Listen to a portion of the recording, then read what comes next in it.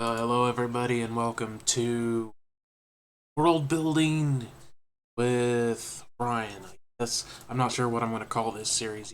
Right now it's just going to be like World Building 101.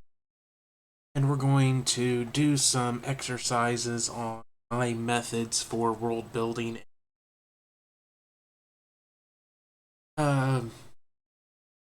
Campaign settings, you can use this for tabletop RPGs like Dungeons and Dragons, which is the focus what I'm going to be focusing on, because it's kind of the popular thing right now is one reason, and also it's just a good exercise.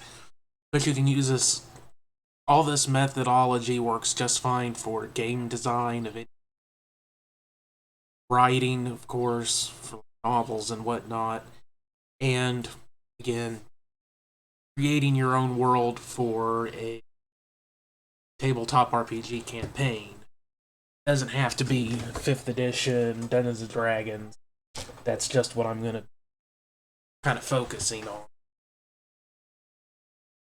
So this exercise, as you can tell from the title, is going to be what if you wanted to create a world inspired by the Batman.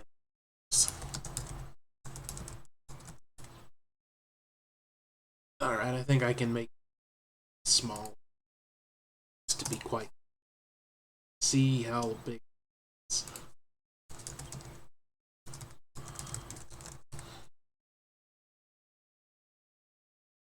Okay. That should still be very readable. So this is the idea. That's where you always want to start. Your idea. What is it that is inspiring you to create this world?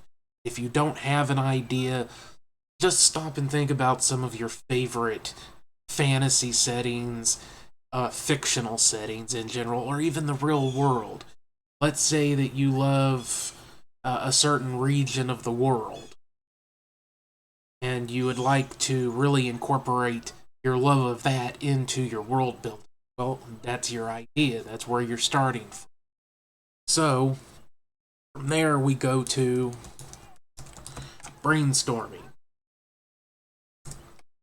Storming.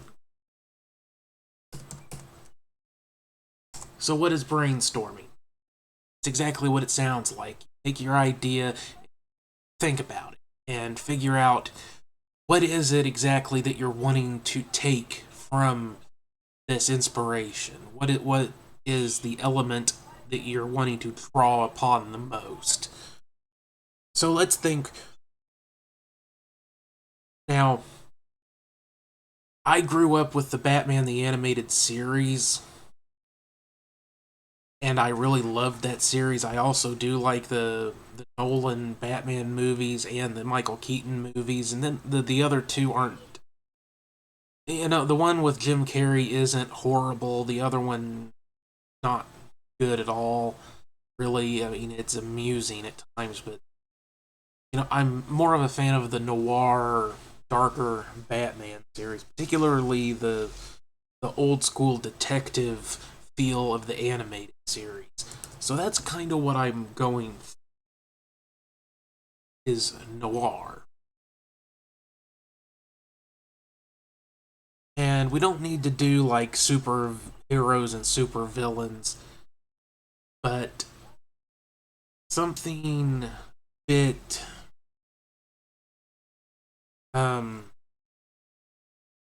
I hate using the phrase dark and gritty, so I'm not gonna. To me, that always sounds like somebody trying too hard. Emo kid crap. I'm trying to think exactly what it is I would draw upon when it comes to Batman. This is the point of brainstorming. It's not particularly fun or entertaining, but it is the most important step of your world building process, because this is where you get all of your springboarding, all of the little ideas that pop out of your head. This is where you bounce off of to do everything else. So it's essential, absolutely essential. So, other than Noir,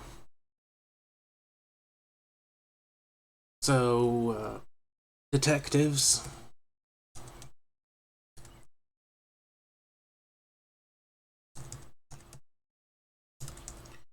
investigations,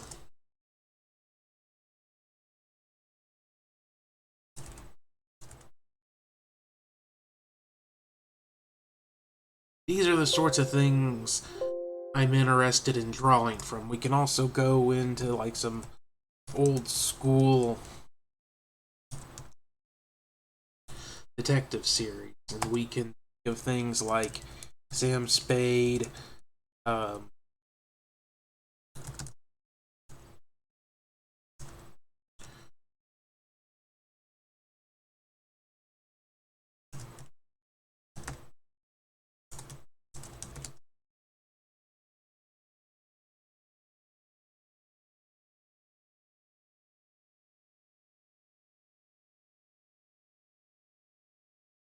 Hercule Poirot. No, I'm not spelling that right, but if you know the series, you know what I'm talking.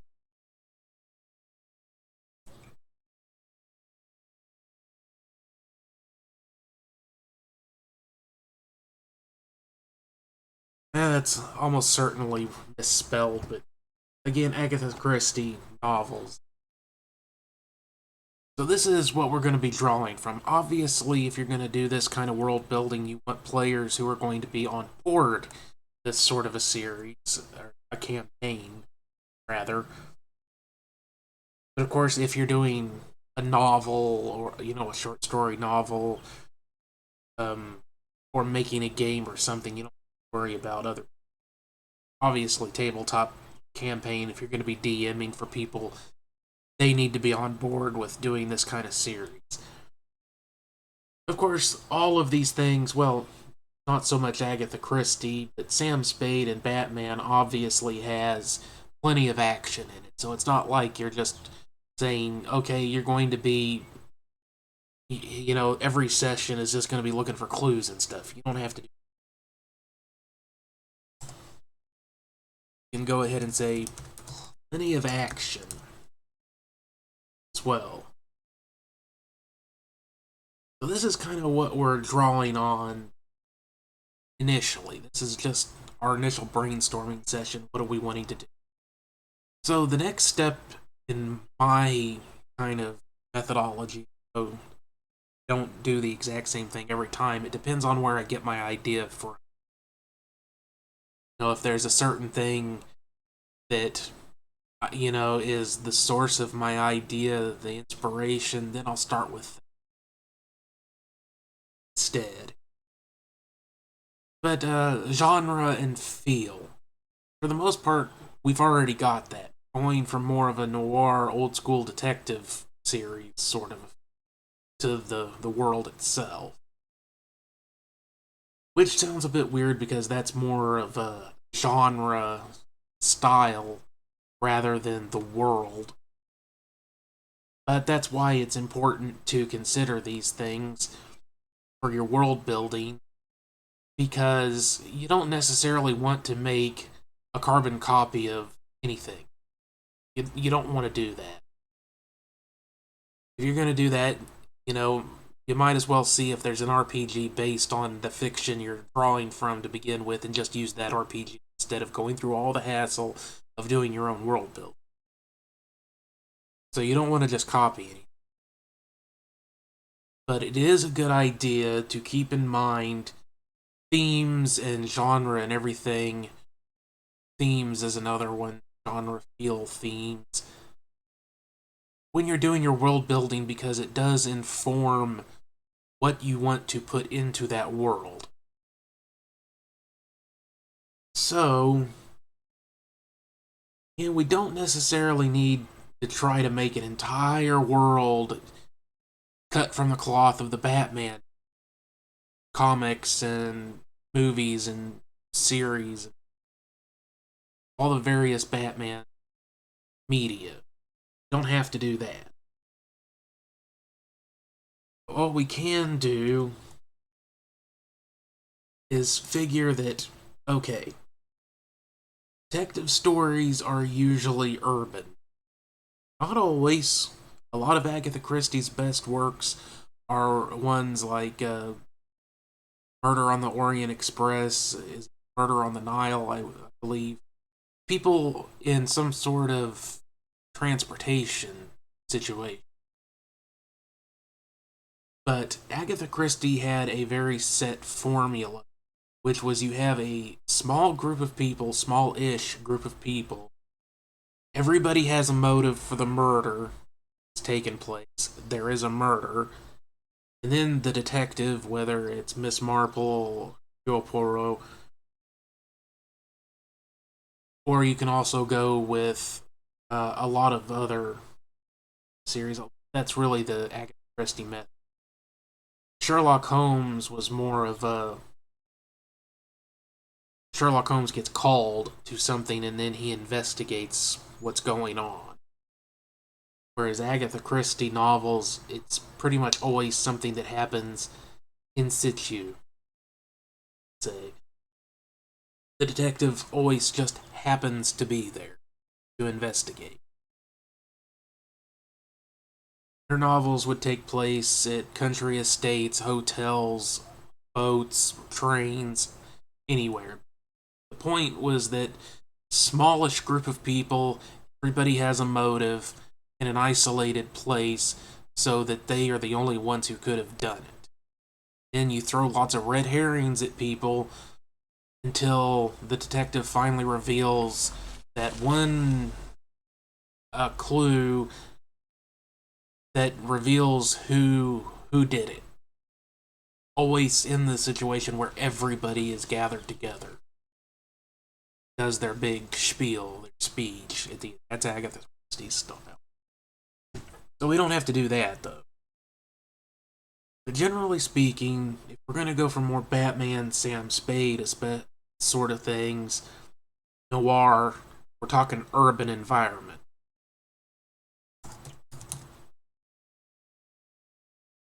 Which doesn't mean we can't go outside of a city.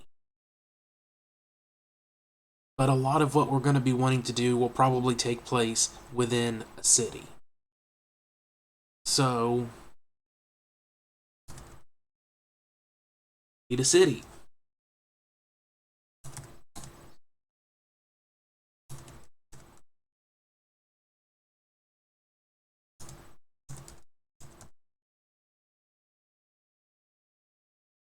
Need a big city, so a capital. We're doing fantasy, so a capital city.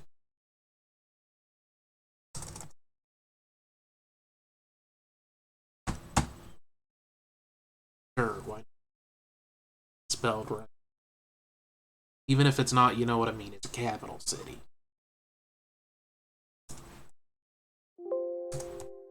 Capital city. So we need a capital city. That's going to be the first major setting. So it's always good in world building to start with a small thing and then work your way out. Now I do have this right here. This is Asgar's fantasy map generator. I highly recommend using this to make maps. Nothing else. Completely free. As far as I know, there are absolutely no restrictions on how you can use the maps. And it is absolutely generates tons and tons of information. So let's see, where do we want to... If we're going to be starting with a city, it doesn't really matter. So let's just find Principality of Rorwick. Like that. Sounds kind of English.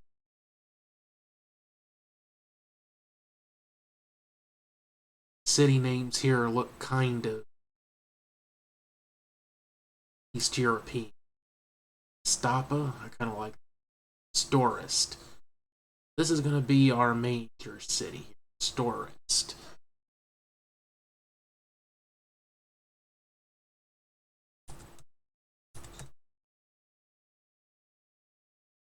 Alright, and we can even click on this. It gives us all kinds of information. Even has heraldry.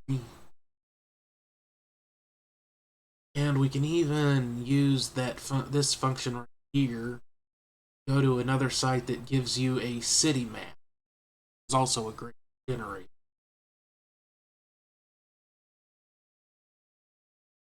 It's not, I mean, not usually this slow. Internet cut out on me.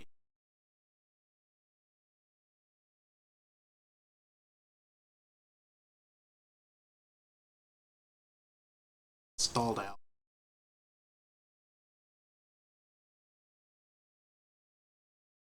Fun. Sweet time.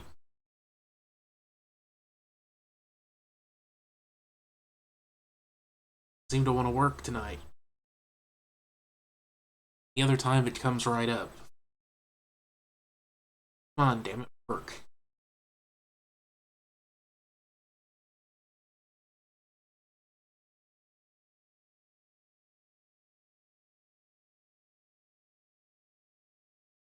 I hope this is gonna completely.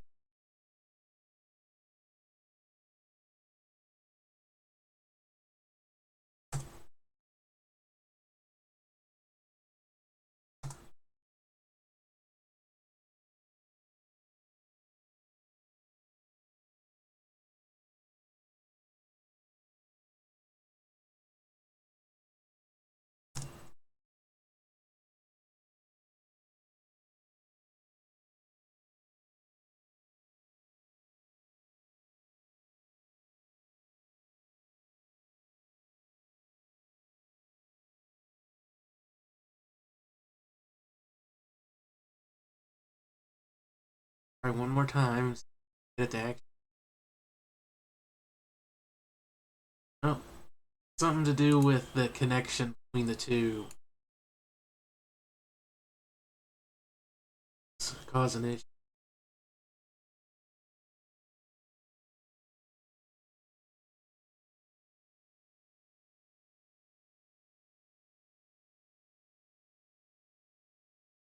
Alright, let's see.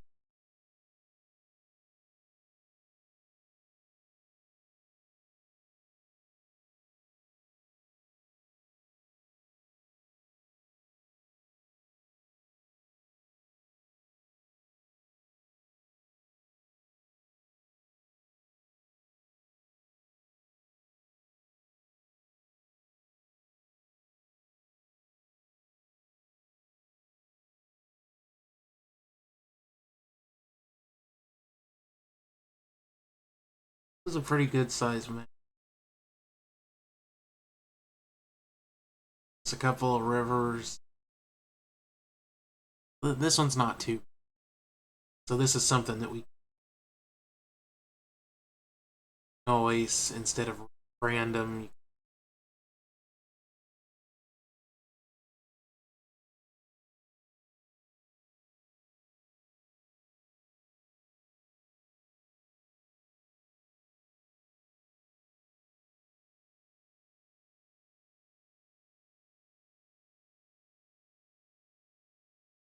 This is also pretty nice.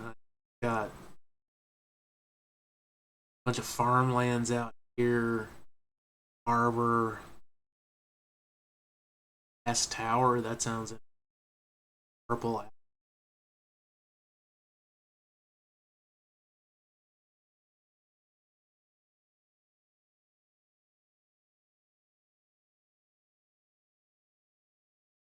But yeah, these are really good generators if you need something like this. So let's go ahead and use this, kind of our city escape. All kinds of little. Here's Ford, Great Harbor, Fairfield, Glass Tower. Go on.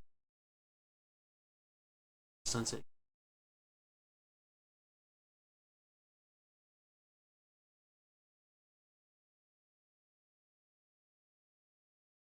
We've got some different sections of town, city. Got an inner walled section. This outer area that probably supposed to be the shanty. That could be Purple Alley and Barfield, or industrial section perhaps, and then the first section is possibly the lake, or this is supposed to be Storist is actually supposed to be a harbor city, be an ocean harbor. So we've got some different things we can work from.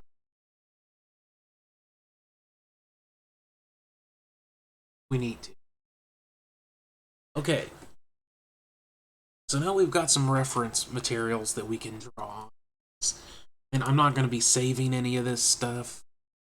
It's writing exercise, brainstorming, world building exercise. Now, I'm going to give you stuff after I've gone through all the steps here. So the next point we're going to get into is the actual world building. So let's think of the land. That's our first consideration. So we've already got a city. That's where we're starting. Work your way out as you need to. But for the most part, we're going to be working city. The campaign is going to be centered mostly on this city to begin with. So we've got all these different areas of the city that we can consider. This is the land. Of course, if you want to do something bigger scale, you always have map generators like this, or there are pieces of software you can get that used to make maps. But I think we're going to be focused mostly on city. So we're going to go ahead and this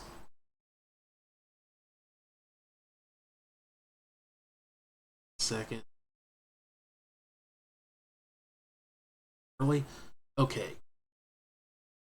So we've got our capital city of Storest. We don't have to worry about this has Old Wingstoke. So what are our regions here? Got Purple Alleys, or Purple Alley region. Call it the Purple Alleys because that makes sense. Got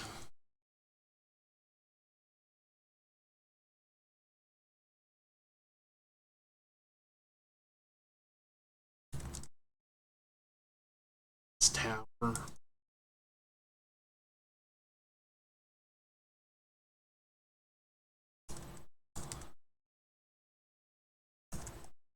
Sunset Gate.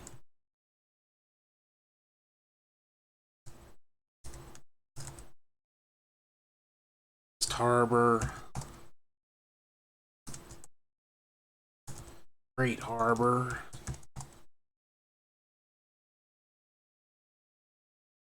Iron Green.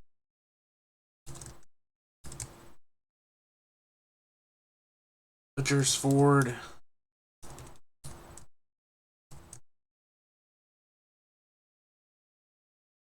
And Barfield.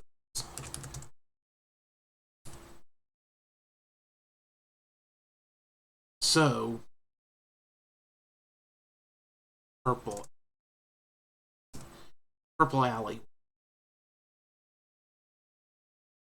So now we're just going to decide what this area is.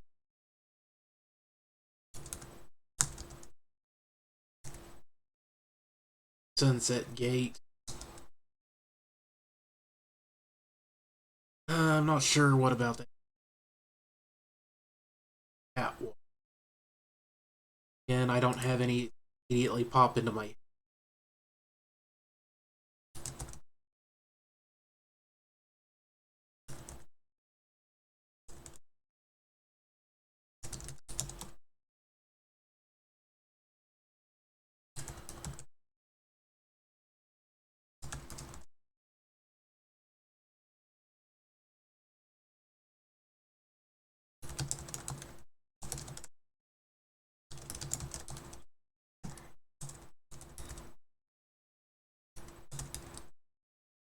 major harbor, plenty of over-the-counter and under-the-counter business, so plenty of things that are both legit and not so much. Iron Green. Again, nothing pops into my head right there. Butcher's Ford. Um,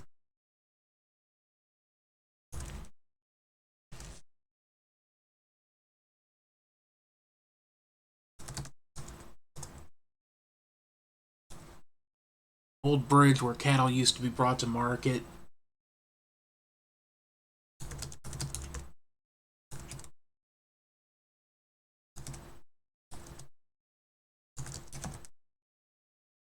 Working class neighborhood. The far fields. Um,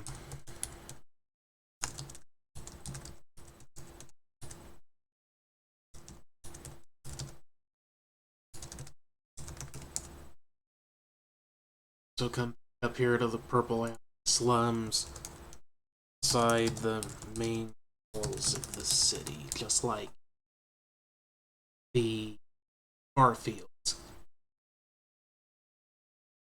So Catwater, Sunset Gate, and Iron Green don't really yet, but we don't have to worry about it. The point is that we now have some terrain, have areas that we can start building on. So now let's consider the people.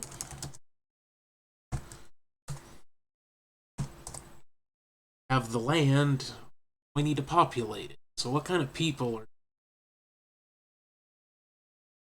Well, there's going to be people from all walks of life. We already know that we're going to have rich people and mages. We're going to have working class. We're going to have... Let's go ahead and write this down. We're going to have mages, people, working class.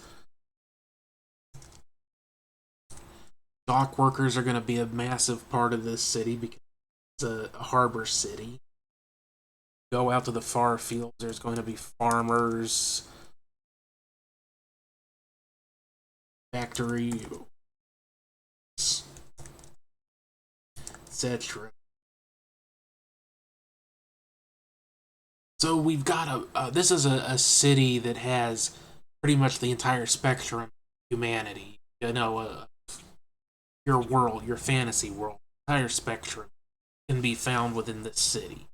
So that means we've got plenty of rich territory to explore for stories involving these people. Now, this is also where we would start trying to think in particular about the people we need to worry about. Anything that pops into our heads. And right at the moment, no, I'm not getting anything just going, yes, this thing. So now let's consider the power. Kind of the next thing. First, where your what you're building, the land itself, the location or locations you want to focus on to start with, then who lives there, and then who's in control. So, since there's this entire section of the city called Glass Tower, okay, there's a castle right.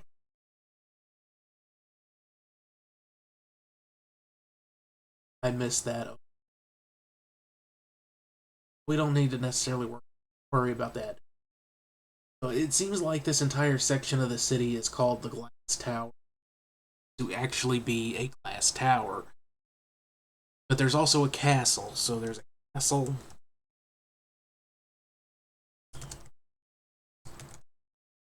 and the glass tower.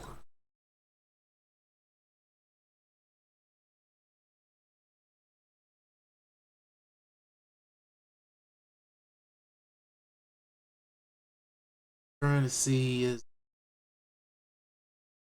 actually I just had an idea.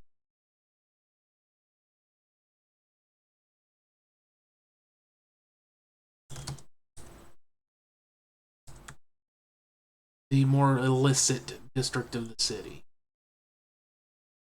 So the castle and the glass tower is where we're going to have ruling monarchy, a classic thing, and mage council. This is a bit cliche, but it does make sense for a fantasy setting, especially one that's high magic, high fantasy, and where mages are going to definitely be a major part of the power structure. But this is also a harbor city where there's going to be a hell of a lot of trade going on. So, the trade guild would also be a massive power player in this city. In fact, guilds in general tend to be power players in fantasy settings. But in a port city like this, your mercantile system is going to be a major part of the city. Another pretty substantial portion of the city is the far fields. I mean, this is a pretty substantial section. Lots of farmland out here. So I'm going to go ahead and say that there's a farmers guild. This is also going to be one of the major power players. This appears to be a very fertile kind of a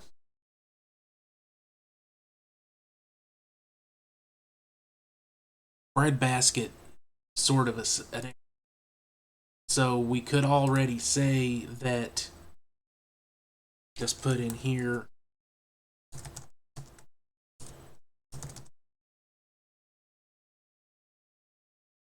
green and food stock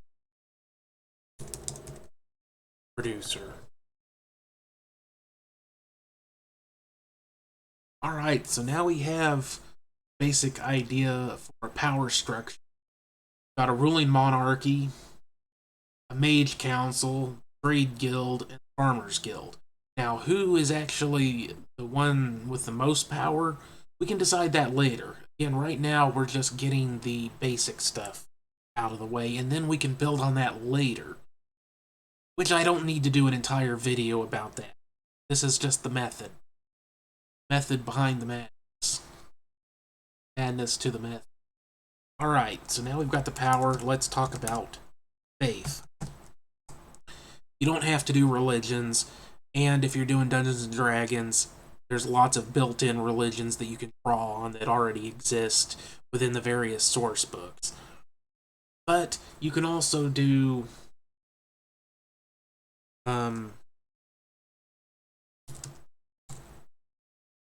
I love using random generator. Legend description generator, fantasy name generators is a great site.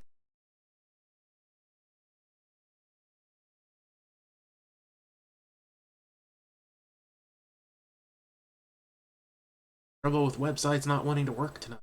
Ridiculous.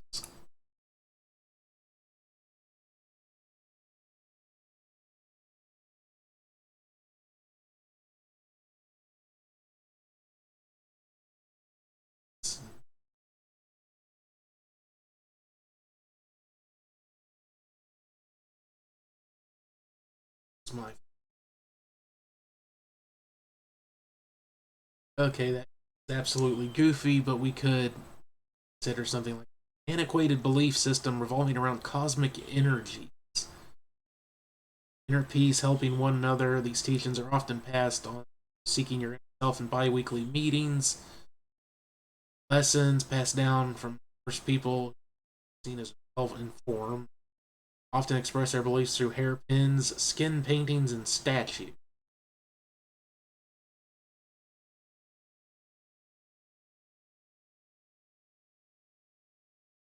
So we can just go ahead and copy this because it works.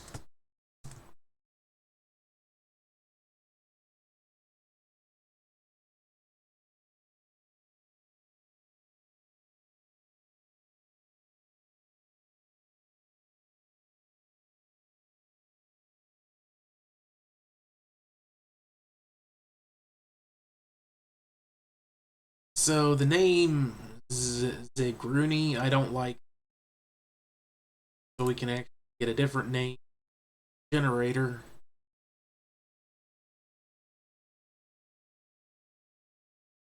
Faith of Tranquility would work.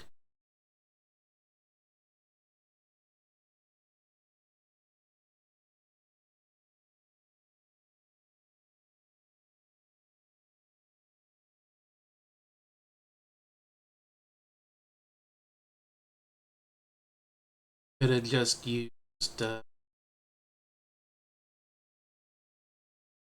replace to do cult word. Okay, so this can give us one faith system. That one's a little, it sounds a little too nice. Let's go gods. Single god and countless minor. History.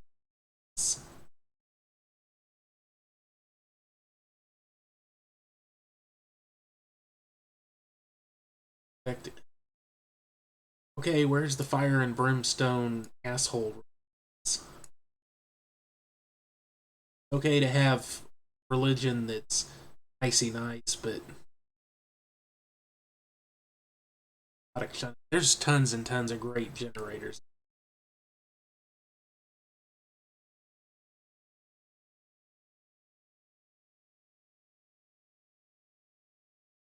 It's not having any luck with these fights tonight.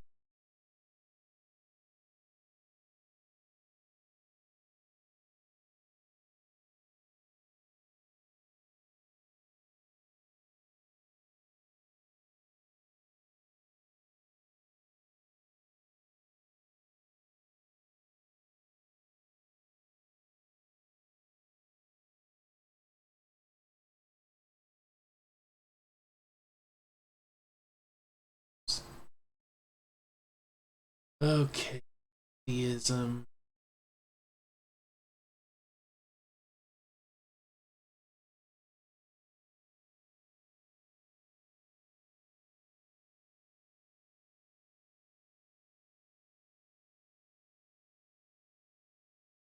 Taboo.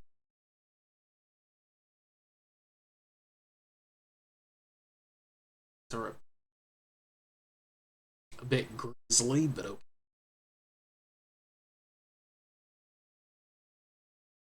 Coming of age, 18 years old, females only. So, God considered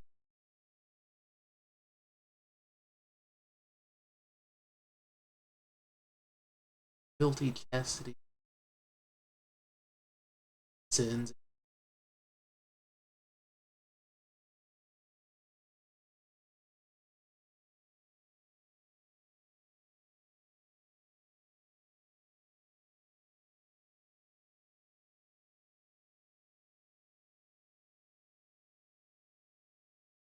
I'm looking to see if there's anything somewhat supernatural, somewhat.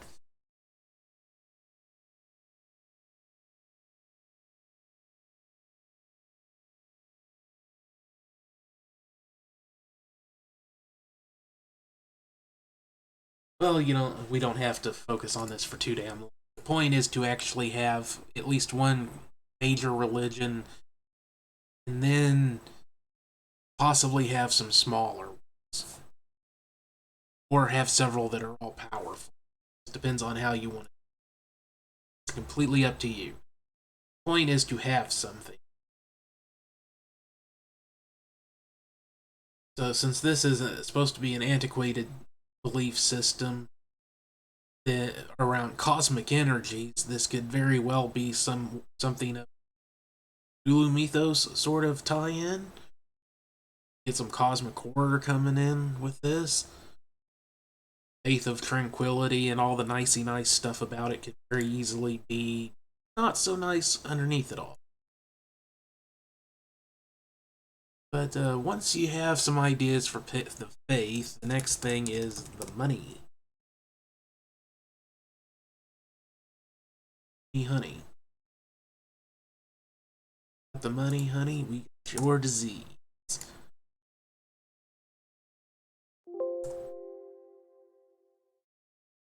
Alright, so what do I mean by the money?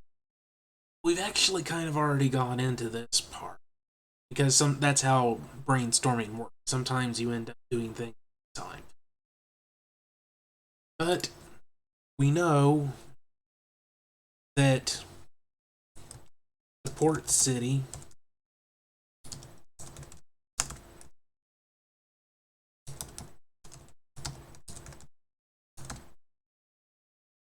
trade is important, agriculture. So these are our main power centers, the economic centers.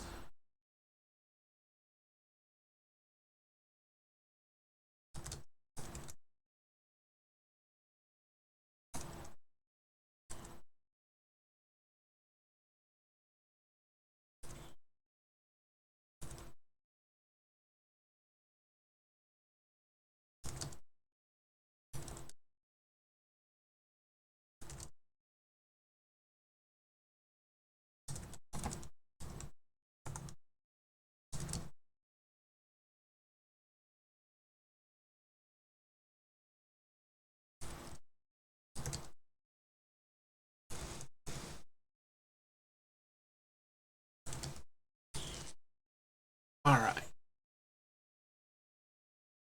So yeah. I mean, it isn't just about the major aspects of economy.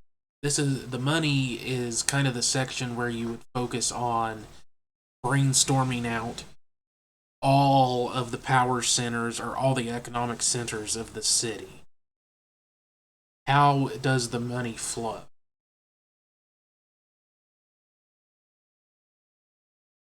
What parts of town are considered unsafe, which are considered safe?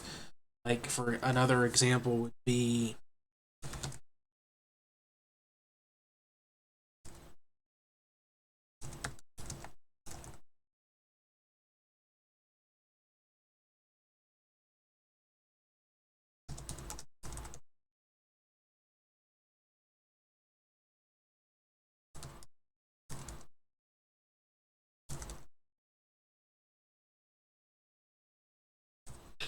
so, yeah, Glass Tower District, where all the rich people are, of course, and the Mage Tower, the Glass Tower itself, Castle, the area around the Sunset Gate, which seems to be kind of the more affluent area of town. That area is heavily patrolled by guards, and then you kind of slack off as you move. That would be east, and then once you get outside the walls, barely patrolled by guards at all. We can also say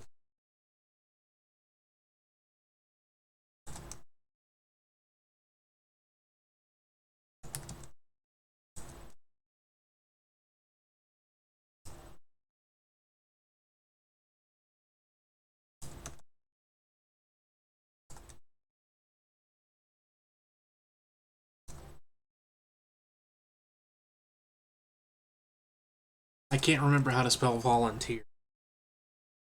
Volunteer.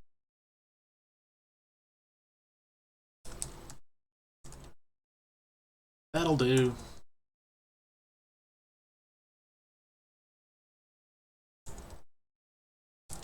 So the Farfields has its own volunteer guard militia.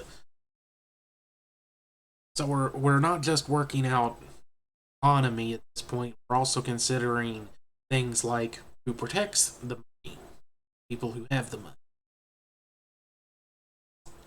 All right, so now we can go ahead and go last of these particular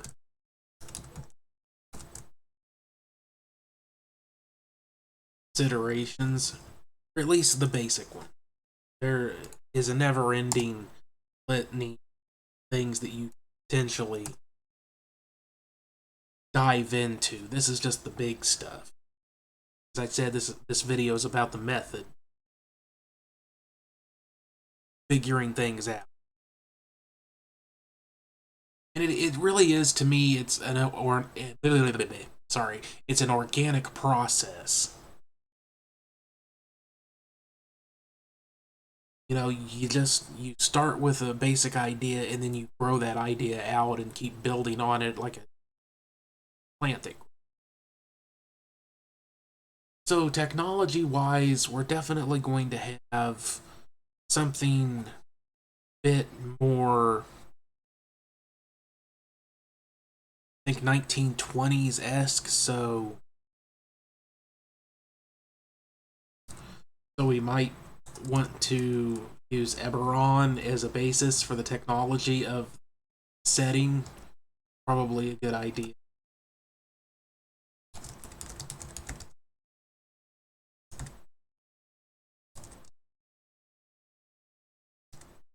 With some additions and tweaks, probably. So this one, it's pretty simple. We're going to kind of use the technology system from another game setting. Why? Because in this case, it would match up perfectly. Eberron is kind of a magic fantasy version of the World War I era, so 1920s ish.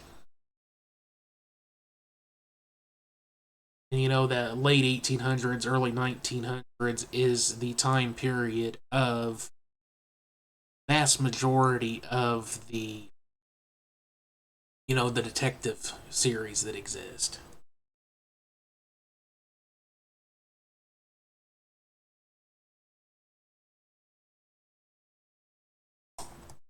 Alright, so that was a pretty easy one. So let's consider plots.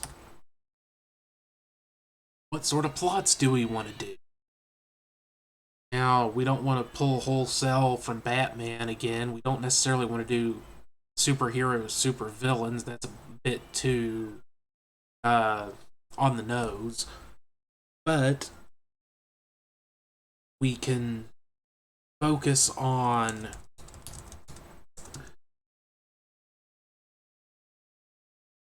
why not?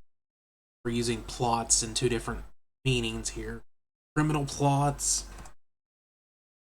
The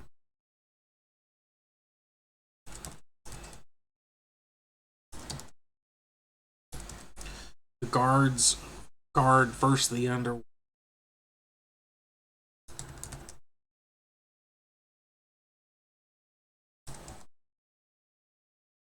See, I mean, we don't have to do everything about criminals in the underworld and the underbelly of the city, but that is really the meat and potatoes of the noir genre. Is crime in the underworld. What goes on there? Usually a detective getting caught up in some sort of a plot happening within the underworld. Some sort of a crime boss.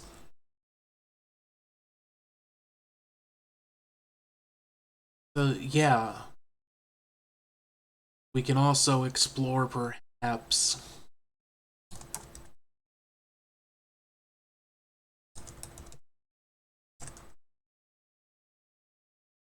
murder of a major political figure. Could be a huge story arc spanning, an entire campaign spanning a plot point. You could start off your campaign with this major political figure being murdered, and then the rest of the campaign, in various little ways, you could touch back on it, could be about that murder. Because it goes unsolved, and that's kind of your end game, is solving that murder.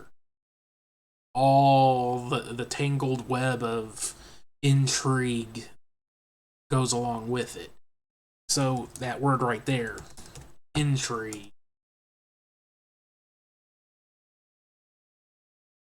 And betrayal will probably feature in significantly in the plot, because that's a big element of a lot of the crime noir, Sam Spade, all that sort of work, that sort of a fiction is there's usually somebody who betrays the protagonist, usually an attractive woman, but not always. So, yeah, very fertile ground for the imagination, plenty of stories that you can draw on. So then we go with antagonists. Who do we want to consider to be our major and minor antagonists? Well, obviously, petty criminals and major criminals. That's probably going to be the meat and the meat and potatoes of this campaign, because it's kind of the noir genre in a nutshell. Criminals, petty and major. But what kind of criminals? So we've already considered or decided that West Harbor is the home of a lot of smugglers, so there could be a smuggling ring. Um, we could also say that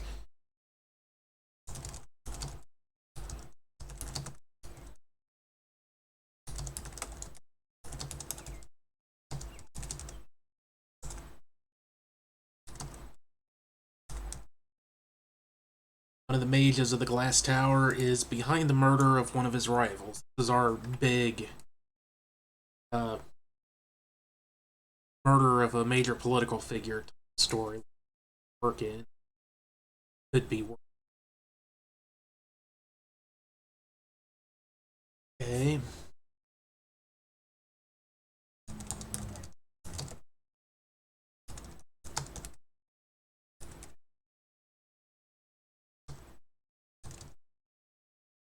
And a member of the royal family is secretly a crime. So this gives us quite a lot to work from, in that we have plenty of low, middle, and high level potential antagonists here. Got petty criminals and major criminals, various calibers and smuggling ring that can be, kind of the run of the mill average enemies that they're going to be dealing with through most of the campaign. And then you have these two major players in the criminal underworld. This mage who has, put together this Moriarty-esque plot to have one of his rivals murdered. And of course, one of the members of the royal family is kind of a Moriarty type figure, crime crime boss sort of a person. Now, in those two, they could be in cahoots with each other, or they could be at odds with each other. But the point is that those two probably are going to be your end of the campaign enemies. Now, this probably would not be a super high level campaign. We're probably talking first to maybe 10th level. But that depends on how you want to play things. Because obviously, you have a mage council, they're probably going to be anywhere from 18th to 20th level. They're going to be the super upper echelon spellcasters of the entire world, at least their region. So you could find your characters at odds with one super powerful archmages. So then you definitely could go all the way up through the levels of D&D as far as you want to go. It just depends on how much you want to stretch things out, what kind of side stories you want to weave in, because you don't want all of them to be about criminals. But that's why you can also have plenty of things like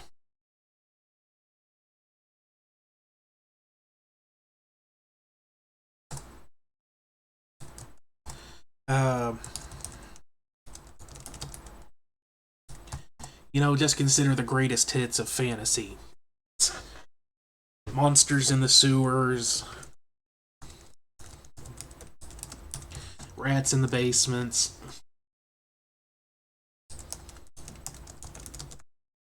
mutants in the rivers, in the river. Uh,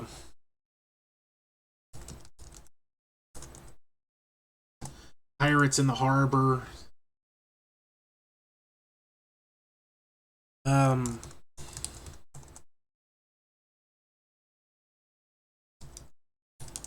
Monsters destroying crops. Because remember, agriculture is a major aspect of this particular setting. So, something to do with things interfering with the agricultural system is potentially a major major plot point that you can stretch out, keep coming back to. It doesn't have to be monsters either. It can also be deliberate sabotage by another nation. In fact, we can go ahead and put that down here as a potential other side story, or even a major plot element. It could be that that mage who murdered a rival is actually a secret agent for another nation.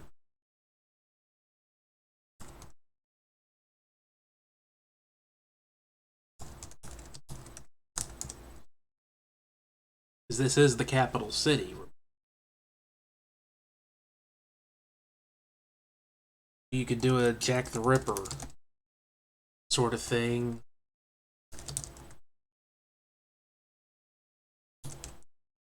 Jack the Ripper in the Catwater District, that sort of thing.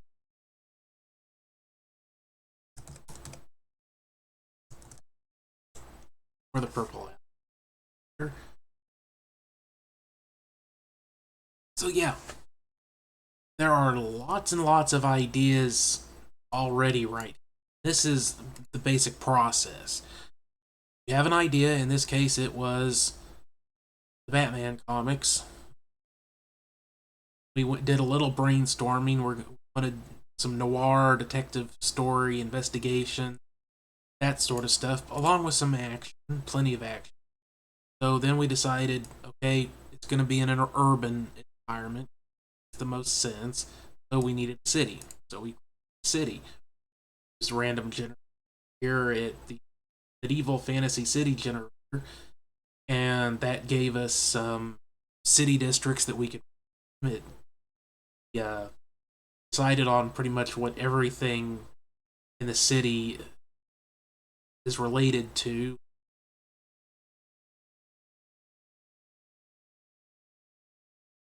The Sunset Gate Glass Tower, just basically this western is the wealthy area of the city. Then there was also like the Iron Green and what Anthas Green up here. And you could come up with stuff for those later, like Iron Green could be named Iron Green because that's where they behead criminals.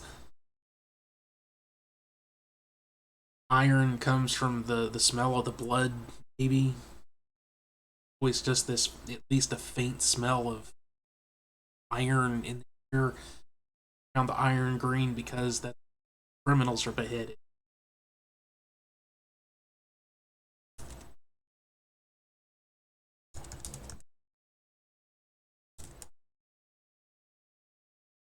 Go. It's Iron Green. And Oantha's Green, off the top of my head, I'm not going to write this or type this down because I'm finishing up the. But Oantha could have been the founder of the tower. Oantha sounds like a female name, so I'd say that Oantha perhaps was the original founding archmage of the city that created the glass tower originally. Perhaps Oantha's Green is where the tomb is.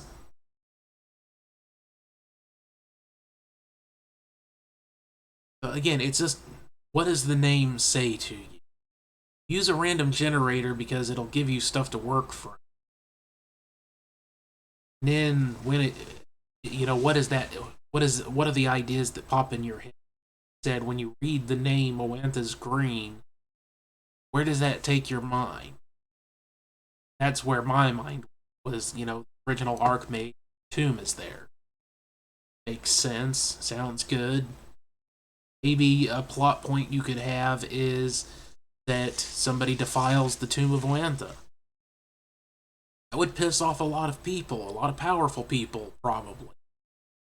Well, especially if she's an iconic figure of the entire city, perhaps like the patron protector of the city, something to that effect. Maybe your 8th, 9th level characters, halfway through your campaign, so this desecration could happen, and they are considered the most qualified people to investigate it.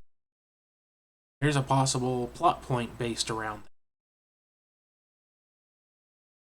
Okay, so we know that there's going to be mages, there's going to be rich people, you know, a pretty good spread of people, a good cross section, everyone that would be found in the world. Everybody from factory workers and farmers out in the far fields all the way up to a king or queen, king and a mage council and all everything in between. Power, you have a ruling monarchy, mage council, a trade guild, and a farmers guild. And once we have all these things here, who has the most power? Well, we could kind of, again, we're talking 1920s era, so we could say that the ruling monarchy is more of a figurehead. Mage Council,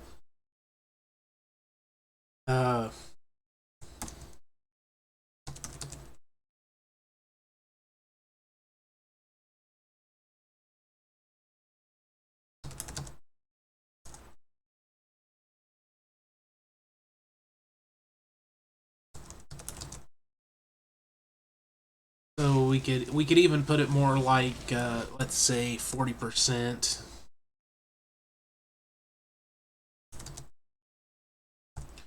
So the monarchy has only 10% of the power. The Mage Council is the real heavy hitter in the city. They have about 40% of the real power. And the Trade Guild and Farmers Guild have the last 50% split between them evenly, 5% each. And what does that mean? Well, you can figure that out later. The point is just to have something in mind, an idea. We have some ideas for a religion, at least one. And again, we had some possibilities with cosmic horror coming into play, which could go in all sorts of directions. Because the horror genre and noir genres are quite compatible.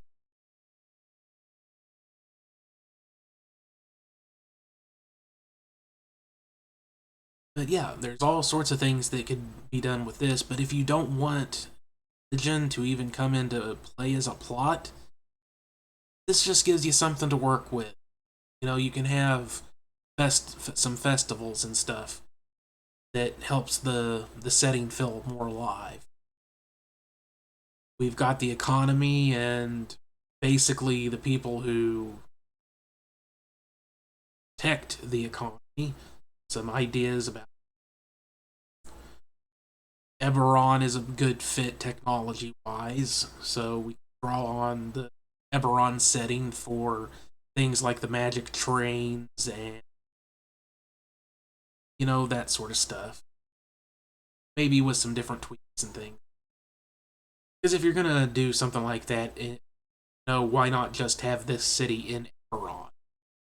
Well, because you want to make your own world and your flavor and everything. So pull elements from Eberron, but then put your own twists on them. Be the best way to do it. Otherwise, just play Eberron.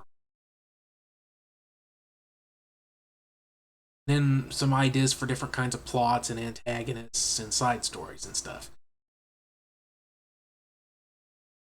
So yeah, this is the process, and I'm going to be doing more videos like this, hopefully, about other ideas and go through the process again and see what we end up with. Because every single starting point, every idea seed, basically, is what the idea is, will grow in different directions. So this has been the video. Thank you very much for watching.